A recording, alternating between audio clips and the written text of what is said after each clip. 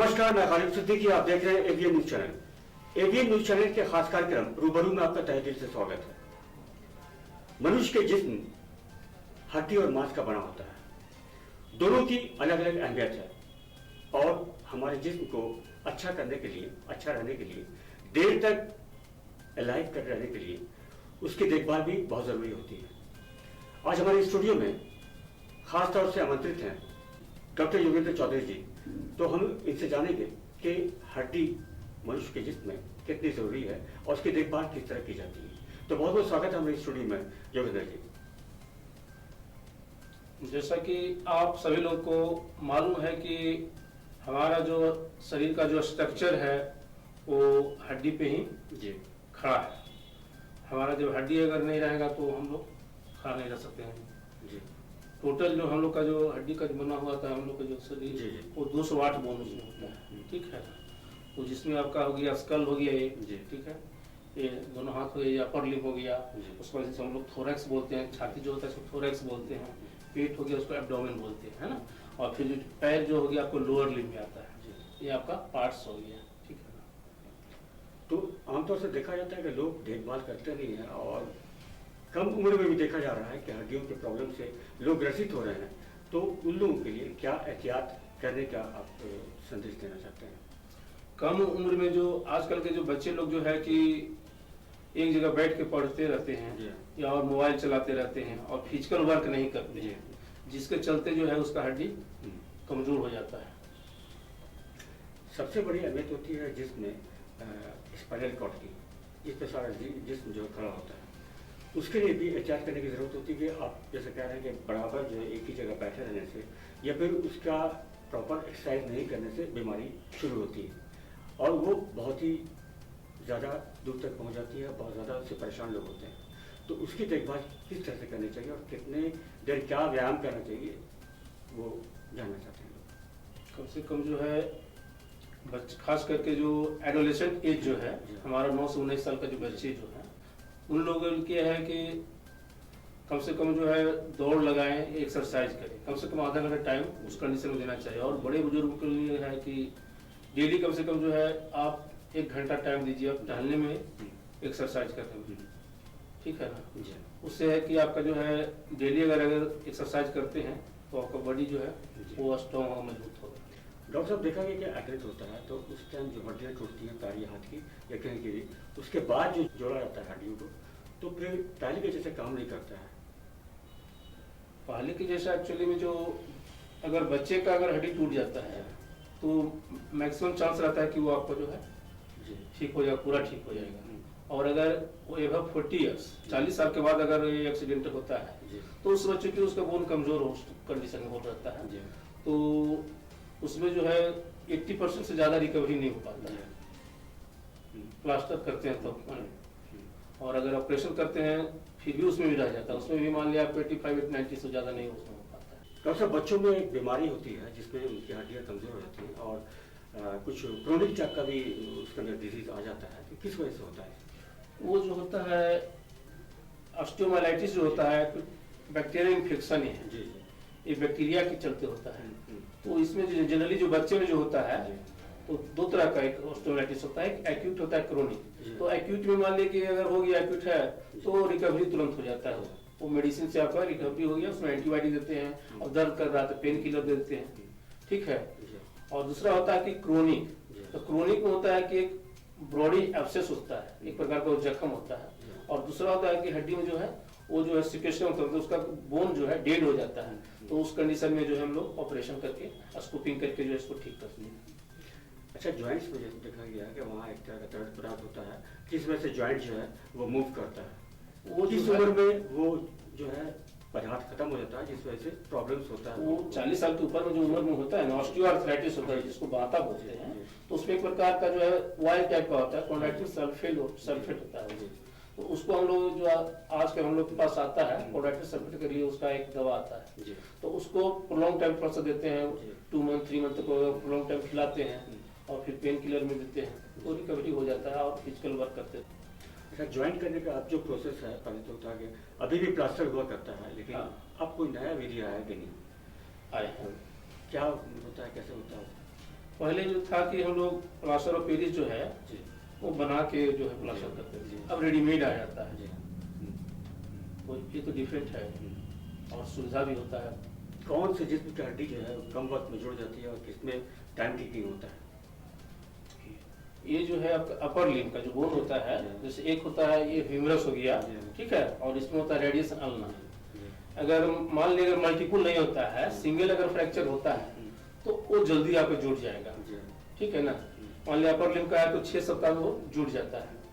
और ऐसे भी जो है कहीं भी फ्रैक्चर हो तो 1 सप्ताह में जो तक कैलस बनता है, जी। 1 सप्ताह में मतलब की हड्डी वो जुटना शुरू हो जाता है, ठीक है। अगर सही समय पे डॉक्टर से अगर इलाज नहीं करवाए जी तो फिर कैलस जब बन जाता है जी। तो फिर बाद में फिर मुश्किल हो जाता है कि मैंने वो हड्डी सही से जुड़ सके। कई बार देखा गया कि जुड़ने के बाद भी वो फंगस हो जाता है, बाकी इसमें इन्फेक्शन हो जाता है और ज़्यादा दूर तक फिर उसको प्रॉब्लम होता है। इन्फेक्शन का मेन कारण है कि जो प्लास्टर अगर किया जाता है कोई इम्प्रॉपर अगर होगा, जी। सही ढंग से नहीं होगा जी। तो उसमें वो होता है कि कॉम्प्लिकेशन हो जाता है, जी। जैसे कि माल यूनियन होता है, नन यूनियन होता है। जी हमारी बात हो रही थी कि संदेश आप देना चाहते थे कि किस वजह से एक्सीडेंट हो रहा है और कितने प्रॉब्लम्स लोगों को हो रहे हैं। एक्सीडेंट तो हो जाता है लेकिन उसकी असल वजह क्या है, किस वजह से एक्सीडेंट हो रहे हैं? एक्सीडेंट का मेन कारण है आजकल जो है अधिक से अधिक लोग जी। अल्कोहल का सेवन कर रहे हैं, जी और जब अल्कोहल का सेवन करते हैं तो हम किस गति से जा रहे हैं वो पता नहीं चल पाता है लोगों को, और किधर हमको साइड लेना है वो नशा जब हो जाता है तो सही ढंग से वो नहीं जा पाता और स्पीड में गाड़ी चलती है, जिसके तहत जो है कंट्रोल करते करते तो एक्सीडेंट हो जाता है। और दूसरा कारण है कि जैसे मैक्सिमम हम लोग खास करके झारखंड के टाउन में देख रहे हैं जी कि जो है साइड से लोग नहीं जाते हैं, अपना जिस तरह से साइड में जाना है या लेफ्ट या राइट में, जी। तो उस पोजीशन में जाके लोग अपोजिट साइड से चल जाते हैं, जिसके तहत जो है एक्सीडेंट हो जाता है। डॉक्टर साहब ऐसा देखा गया कि आजकल एक्सीडेंट के बिना भी, मतलब गाड़ी और वाहन से जो एक्सीडेंट होता है इसके बिना भी अगर घर द्वार में कोई गिर जाता है तो उसकी हड्डियां टूट जाती हैं, तो या तो एयर फ्रैक्चर होता है या फिर मल्टीपल फ्रैक्चर होता है। तो क्या वजह है कि हड्डी इतनी कमजोर हो गई है और फ्रैक्चर हो जाता है? उसका मेन कारण है कि जैसे कैल्शियम की प्रचुर मात्रा नहीं मिलता है। जैसे प्रत्येक आदमी को है कि आपको पर डे जो है ना 500 कैल्शियम जो मिलना चाहिए, ठीक है, और वो नहीं मिलता है। तो जब ये उम्र जब पार करता है 40 के पार तो बोन कमजोर रहता है, उसमें अपने आप भी थोड़ा सा भी चोट लगा तो फ्रैक्चर हो जाता है, टूट जाता है, थोड़ा सा कहीं भी चोट लगा गिरे फ्रैक्चर हो गया, वो मेन उसको बोलते हैं ऑस्टियोपोरोसिस। ऑस्टियोपोरोसिस में जो होता है ना हड्डी बहुत कमजोर रहता है, बार बार वो टूट जाता है। जी। तो उसको मजबूत रखने के लिए उसको मजबूत रखने के लिए जो विटामिन D3 और एक आता है कोलेकैल्सिफेरॉल। जी। इसके अलावा दवाइयों के अलावा खान पान में क्या करना चाहिए? हाँ, खान पान में आपको है कि दूध मिलना जी। चाहिए, हरी सब्जी मिलना चाहिए, और अगर नॉनवेज खाते हैं तो मछली मिलना चाहिए, मछली में बहुत कैल्शियम मिलती है, ठीक है ना, और अंडा का सेवन कीजिए। आजकल देखा जा रहा है कि जॉइंट पेन से लोग बहुत ज़्यादा शिकार हो रहे हैं और बहुत ज़्यादा इससे परेशान हैं लोग।